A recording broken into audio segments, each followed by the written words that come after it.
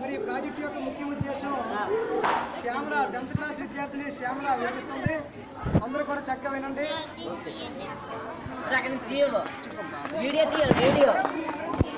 My name is Sri Shyamla from Mekkarlapalli. I am studying 10th class. ఈ project దేని గురించి ఎలా చేస్తామనేదో నేను ఇప్పుడు చెప్పబోతున్నాను.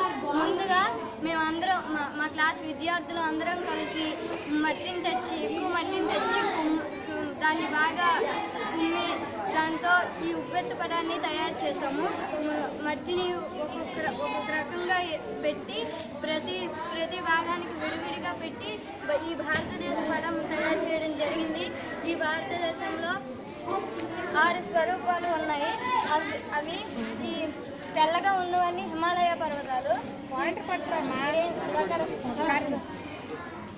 తెల్లగా ఉన్నవన్నీ హిమాలయ పర్వతాలు, ఈ నీలి రంగులో ఉన్నవన్నీ నదులు, మన భారతదేశంలో ప్రవహించే నదులు, ఈ మట్టి కలర్లో ఉన్నవన్నీ మైదానాలు,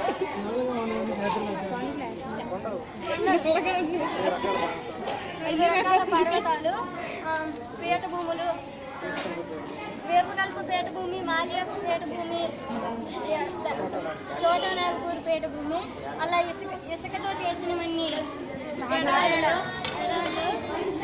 అవి తూర్పు కనుమలు, పశ్చిమ కనుమలు, ఇవి తూర్పు కనుమలు, పశ్చిమ కనుమలు, నీలగిరి పర్వతాలు, సముద్రాలు, బంగాళాఖాతం, అరేబియా సముద్రం, శ్రీలంక, అండమాన్ నికోబార్ దీవులు, లక్షద్వీపులు, ఇలా మేము రకరకాల నదులతో ఈ 6 స్వరూపాలను పెట్టి రకరకాలుగా ఈ ఉప్పెత్తు పదాన్ని తయారు చేయడం జరిగింది.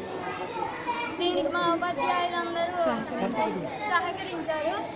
మాకు ఎలా చేయాలో కూడా నేర్పించారు, చెప్పారు. దీన్ని బట్టి మా క్లాస్ విద్యార్థులు అందరం కలిసి ఈ విధంగా తయారు చేయడం జరిగింది.